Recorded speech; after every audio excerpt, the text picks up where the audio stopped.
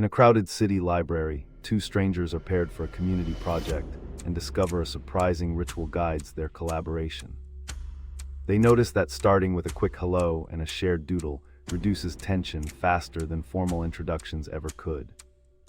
As they sketch a plan, they realize these tiny rituals spill over into their own relationship, strengthening trust without loud talk. A single undecided coffee choice becomes a test of listening and compromise, turning a cooling moment into a doorway for connection. When the project ends, they carry the habit beyond work, proving that quiet routines can rebuild intimacy.